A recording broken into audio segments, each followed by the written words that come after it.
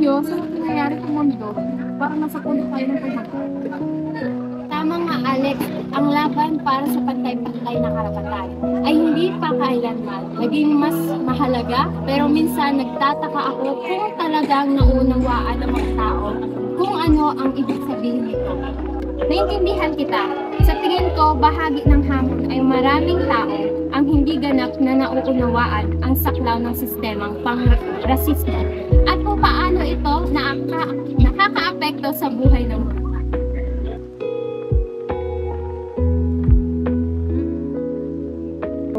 Sang-ayon ako, Grace. Hindi lang ito tungkol sa labis ng mga aktong diskriminasyon. Ito'y tungkol sa mga simpleng bias na para sa ating lugar at mga institusyon.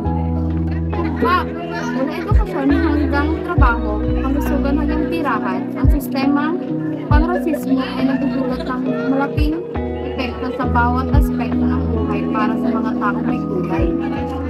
Hindi lang ito tungkol sa pagtanggap sa problema.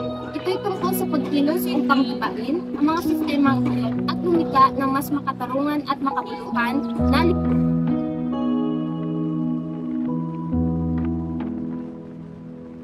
Saan tayo magsisimula?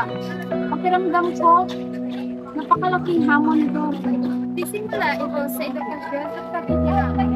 Alex, kailangan natin makinig sa mga tinig ng mga taong itinaboy sa libro at mag-aaral mula sa kanilang mga pangalan.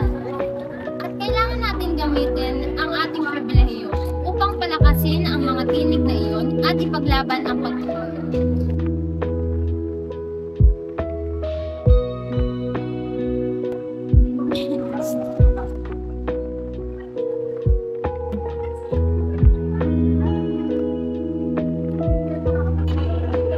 Magandang punto yan, Chris. Lahat tayo ay may tungkulin na maging ito man ang pagsisihan ng mga petisyon, pagsali sa petisyon o pakikipag-usap ng mga mahihirap na usapin sa mga kaibigan at pamilya. Tama na, tama. Hindi nangyayari ang pagbabago sa isang kabilang. Ngunit bawat maliit na hakbang na ating gawain ay naglalala sa atin ng isang hakbang na malapit sa isang mas makatarungan at kasanayan sa puso.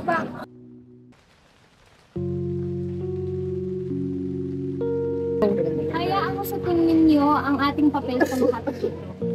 Sa tingin ko, ang ating papel ay maging mga kaalyado, tumayo at nang magkakasama sa mga karapatan at gamitin ang ating tinig at plataforma upang itaas ang kanilang laban. Hindi ako maaaring hindi sumang-ayon, Alex. Magkasama maaari nating likain ang isang hinaharap kung saan ang pantay-pantay na karapatan ay hindi lang isang pangarap kundi isang katotohanan.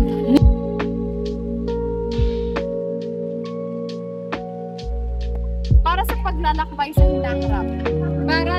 Para